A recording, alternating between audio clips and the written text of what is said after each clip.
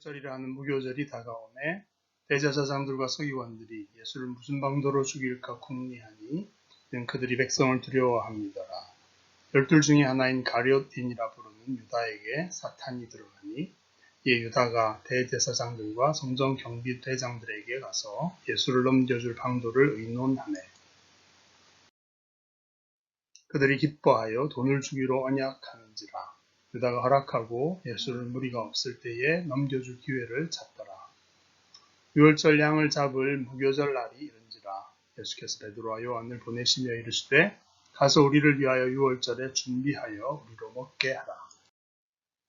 여짜오되 어디서 준비하기를 원하시나이까. 이르시되 보라, 너희가 성내로 들어가면 물 한 동이를 가지고 가는 사람을 만나리니 그가 들어가는 집으로 따라 들어가서 그 집 주인에게 이르되 선생님이 내게 하는 말씀이 내가 내 제자들과 함께 유월절을 먹을 객실이 어디 있느냐 하시더라 하라.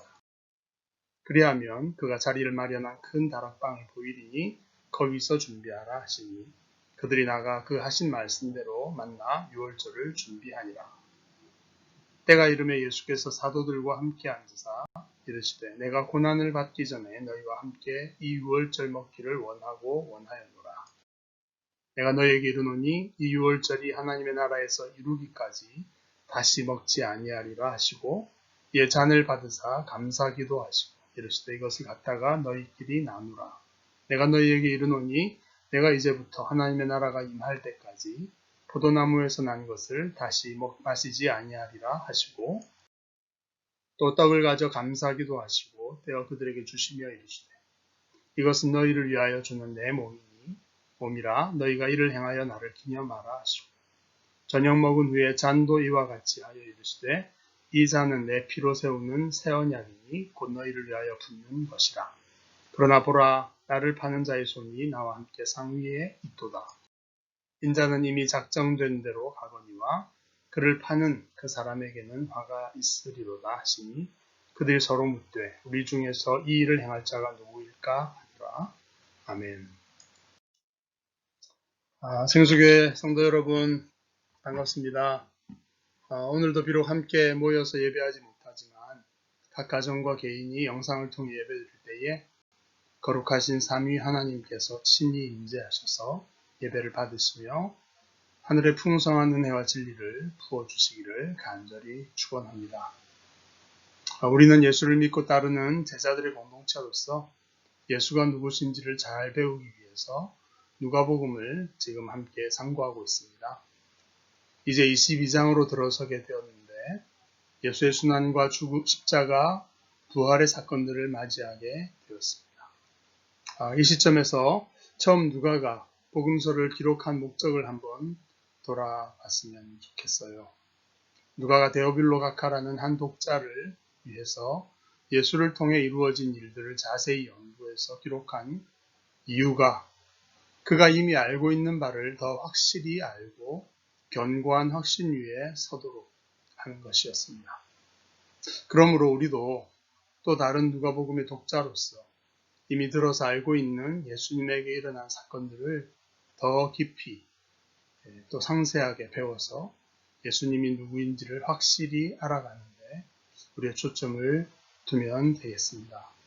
자, 그럼 오늘 본문에 나오는 예수님의 행적을 함께 추적해 볼까요? 오늘 본문의 첫 장면은 유월절 날이 거의 다 된 어느 시점에 일어난 일입니다. 눈의 가시와 같은 젊은 랍비 예수, 그를 죽이기로 결정한 이스라엘 종교 지도자들은 예수님을 따르고 호의적으로 대하는 수많은 군중 때문에 좀처럼 어떻게 그를 죽여 없애야 할지 막혀있는 상황입니다. 그런데 예수의 최측근 12제자 중 한 사람이 스스로 찾아와서 예수를 넘겨주겠다고 제안합니다. 그들은 모두 기뻐하면서 돈을 주겠다고 약속하고 가룟 유다는 무리가 없을 때 기회를 찾아서 예수님을 넘겨주겠다고 그렇게 공모를 하게 되었습니다. 유월절이 다가오는 시점에 검은 그림자가 예수님의 걸음을 노리고 있습니다. 누가는 유다에게 사탄이 들어가서 그렇게 진행되었다고 알려줍니다. 예수님의 사역 기간 동안 사탄은 결코 쉬지 않았습니다. 그리고 드디어 그 오랜 노력이 예수의 최측근 제자를 유혹하고 그의 영적인 눈을 가리게 하고 자기 선생님을 배신하게 만드는데 성공한 겁니다. 물론 왜 가룟 유다가 예수님을 배반하고 그를 죽음에까지 넘겨주게 되었는가 많은 견해들이 있지만 누가는 상세하게 말해주지 않습니다. 그 일이 결국 돈과 관련되었다는 것을 암시하는 것은 분명하지만 말입니다. 그러면 이 모든 일은 사탄이 주도적으로 해온 일이니까 가룟 유다는 책임이 없는 것일까요? 이 사건은 지금도 계속되는 사탄의 악한 역사와 이것에 동조한 인간의 책임은 무엇인지, 그리고 세상 사람들의 수많은 죄악과 그 배후에 있는 영적인, 구조적인 악의 세력이 어떻게 작용하고 있는지 우리에게 질문과 성찰을 던져주고 있습니다. 오늘의 두 번째 사건은 드디어 유월절 양을 잡는 무교절 첫날이 되었을 때에 일어난 일입니다. 예수와 제자들은 유월절 당일 오후에 성전에서 유월절 양을 잡은 다음 어딘가에 이동해서 유월절 만찬을 해야 했습니다. 그런데 문제는 당일까지 그 만찬의 장소가 아직 정해지지 않았다는 데 있었습니다. 통상 유월절에 올라온 순례객들은 가정별로 숙소를 미리 준비하고 거기서 유월절을 맞이합니다. 그러나 제자들은 주로 감람원이라고 하는 야외에서 숙박을 해왔기 때문에 미리 준비된 유월절 만찬 장소가 아직 없는 겁니다. 어쩌면 예수님은 자신에게 우호적인 청중들과 좀 떨어지게 되는 저녁 시간에 자신을 죽이려는 세력에게 동선을 들키지 않기 위해서, 구체적으로는 이미 배신하고 자신을 넘겨줄 기회를 노리는 제자 유다조차도 미리 만찬 장소를 알 수 없도록 방비하신 것인지도 모릅니다. 막다른 순간에 주님은 베드로와 요한을 불러내어서 성내로 보내십니다. 그리고 물 한 동이를 지고 가는 남자를 만날 것인데 그를 따라가서 그가 들어가는 집 주인에게 자신의 말을 전하라고 하십니다. 내가 제자들과 함께 유월절 만찬을 할 객실이 어디 있느냐? 그러면 그가 이미 자리를 마련한 큰 다락방을 보여줄 것이니 거기서 만찬을 준비하라고 하십니다. 마가의 다락방으로 알려진 그 집 주인은 이미 아마도 성전뜰에서 예수님의 말씀을 듣고 배우며 예수님이 누구신지 알고 있던 사람이었음을 알 수 있습니다. 그렇다고 예수님이 숙소를 미리 그 사람과 예약해 놓은 것 같지는 않습니다. 그가 유월절 당일까지 10여 명의 장정이 들어가서 비스듬히 누워서 만찬을 즐길 수 있는 그런 충분한 장소와 필요한 가구들을 겸비하고 또 그 다락방을 비워놓았던 것으로 미루어 보아서 그는 마음으로 주님을 위한 장소가 되기를 소망하면서 준비하고 그것을 기다리고 있었을 수도 있습니다. 이 사건은 비록 사탄의 계략이 어두운 그림자처럼 다가오고 있다 하더라도, 그런 상황이더라도 실제로는 바로 예수님께서 이 모든 상황을 알고 주관하며 또 모든 것을 조절하고 계신다는 사실을 보여주고 있습니다. 우리가 예수님을 주님이라고 부르는 말은 그저 개인적 관계에서 그분을 높여서 부르는 호칭 정도가 아닙니다. 만유의 주제이신 하나님의 아들로서 예수님은 모든 사람의 마음과 또 일어나고 있는 모든 사건의 진행을 아시고 계시며 주관하시며 다스리는 참된 의미의 주님이십니다. 이 일은 당시 급하게 닥쳤던 유월절 만찬을 도대체 어떻게 준비할 것인가? 아마 초조하고 불안했을 제자들의 마음에 예수님이 과연 누구신가 깊은 인상을 남겼을 것입니다. 그렇다면 우리도 한순간의 오차와 실수도 없으신 주님의 다스림 안에서 살아갈 수 있다. 어느 막다른 골목에서도 또 초조하고 급박한 순간에도 주님이 우리를 위해 예비한 길과 계획이 있음을 믿고 또 기대하고 안심할 수 있을 것입니다. 오늘 본문의 세 번째이자 마지막 부분은 드디어 유월절 저녁 때가 이르러서 예수님이 제자들과 함께 유월절 만찬을 먹는 장면입니다. 다락방에 자리를 잡고 앉으신 주님은 자신이 고난을 받기 전에 제자들과 이 유월절 먹기를 너무나 원하고 또 기다려왔다고 하는 말씀을 꺼내십니다. 여러 차례 예루살렘에 올라오면 고난과 죽음을 맞게 될 것이라고 말씀하셨던 주님이십니다. 그런데 이 유월절 만찬을 그렇게 기다려 오셨다는 의미는 무엇일까요? 주님이 이 유월절 만찬이 자신이 제자들과 여기서 육신으로 행하는 마지막 만찬이 될 것이라고 이어서 선언하고 계십니다. 이미 제자들이 잘 알고 있듯이 유월절은 거의 1500년 전 이스라엘 민족이 이집트의 노예 생활에서 해방된 구원의 사건을 기념하는 그런 절기였습니다. 만찬의 핵심 요리는 어린 양입니다. 그 어린 양의 피를 흘려서 죽음을 통과한 이스라엘의 가정에는 죽음의 천사가 그 집을 넘어가기 때문에 재앙을 피하고 구원을 얻었습니다. 그 어린 양은 생명의 대속이었을 뿐 아니라 또 장차 떠날 긴 여행길에 먹고 마실 충분한 양식, 또 그 구원의 기쁨을 만끽할 만한 큰 잔치가 되었습니다. 그런데 예수님은 이 유월절을 자신의 죽음과 연결시키고 있습니다. 내년 6월절에는 자신이 이 땅에 없다고 하시는 겁니다. 그리고 그는 이 6월절의 만찬이 종말에 하나님의 나라에서 온전하게 이루어질 것이라고 말씀하십니다. 제자들은 다시는 예수님과 함께 이 땅에서 만찬 6월절을 함께 할 수는 없고, 하지만 하나님 나라에서 그 종말론적인 6월절 만찬을 다시 먹게 될 것이라고 하고 계시는 것입니다. 제자들은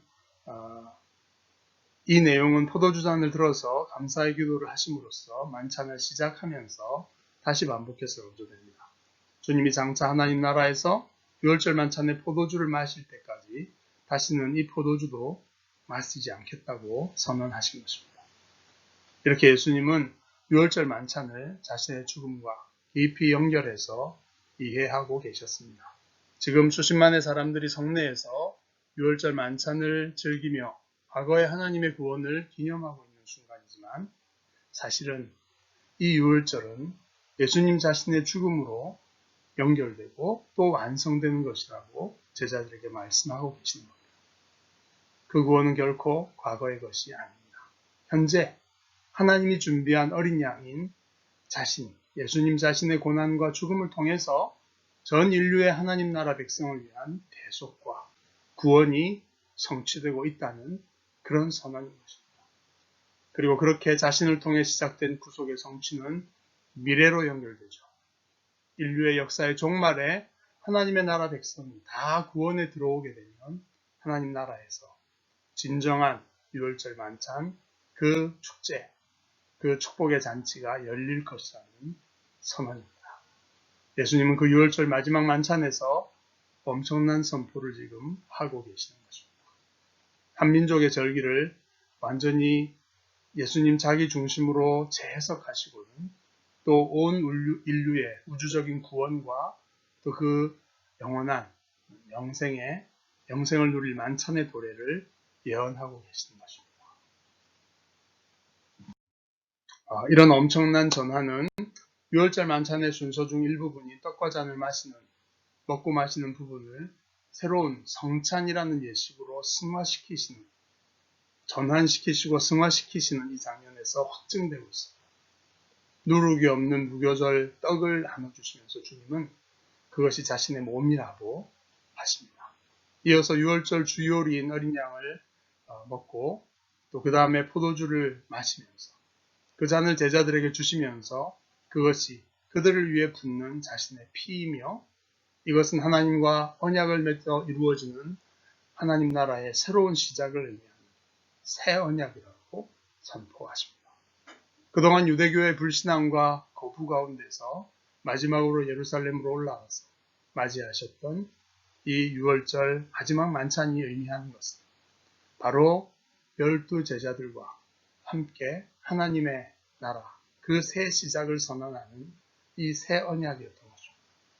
그래서 이제부터는 성찬식을 통해 주님의 죽음을 기념하고 기억하라고 하는 그 유월절이 성찬식으로 전환되는 그런 말씀을 하시는 것입니다. 이처럼 성찬은 메시아 예수를 통한 새 하나님 나라의 건국을 기념하는 건국기념일의 행사와 같습니다. 그리고 이 새로운 하나님 나라에서는 옛 언약과는 확실히 다른, 완전히 다른 차원의 효력과 능력이 나타나게 된다. 그렇게 말씀하십니다. 그날 후에 내가 맺을 언약은 이러하니 곧 내가 나의 법을 그들의 속에 두고 그들의 마음에 기록해서 그들이 다시는 너는 여호와를 알라고 하지 않을 것이다. 이는 작은 자로부터 큰 자까지 다 나를 알기 때문이다. 내가 그들의 악행을 사하고 다시는 그 죄를 기억하지 아니하겠다.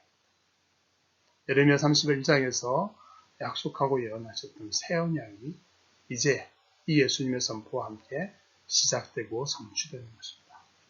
우리가 어쩌면 정기적으로 행하기에 형식화되기 쉬운 성찬이라고 하는 예식에서 선포된 이 새 언약의 의미는 실로 크고 놀랍고 그래서 감격과 흥분을 주는 놀라운 말씀이십니다. 유월절 어린 양의 대속이 가져온 완전한 새로운 삶의 능력, 성령으로 말미암아 하나님을 알고 그 법을 즐거워하면서 그 법을 따라 사는 것으로 죄의 영원한 용서와 승리를 경험하게 하는 그런 새로운 나라의 삶인 것입니다.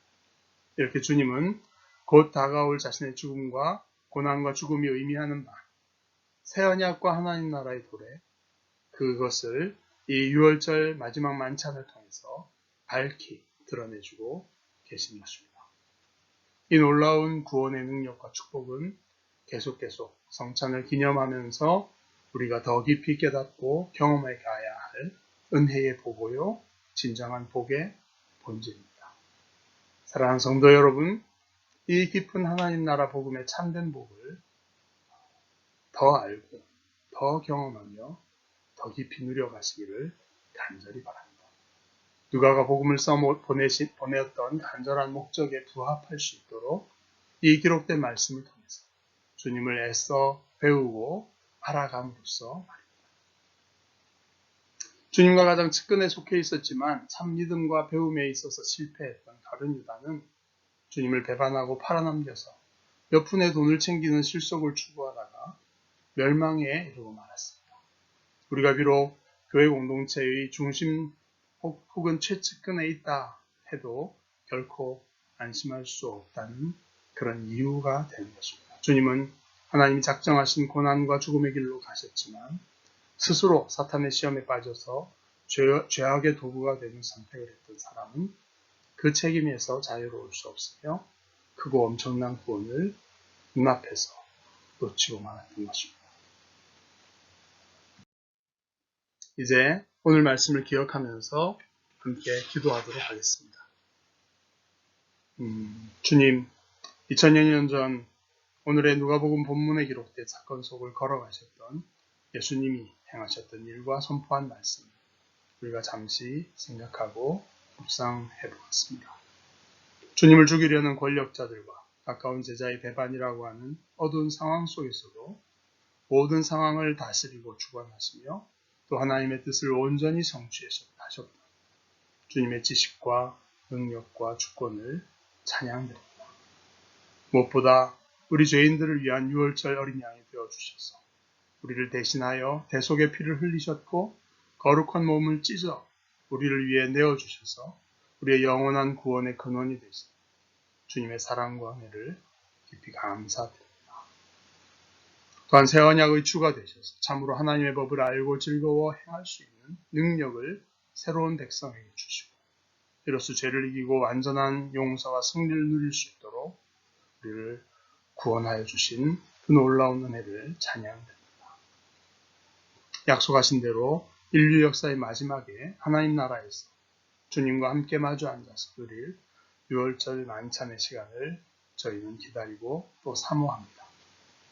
기록된 말씀을 사랑하고 연구하고 묵상하여 살아계신 주님을 인격적으로 더욱 알아감으로써 견고한 신앙과 또 큰 소망으로 살게 도와주시옵소서. 이 놀라운 주님의 사랑을 나타내는 우리 각자 우리의 인생이 될 수 있도록 날마다 주님, 주의 성령으로 우리를 인도해 주시옵소서. 놀라운 새 언약의 주 예수 그리스도의 이름으로 감사하며 간절히 기도드립니다. 아멘.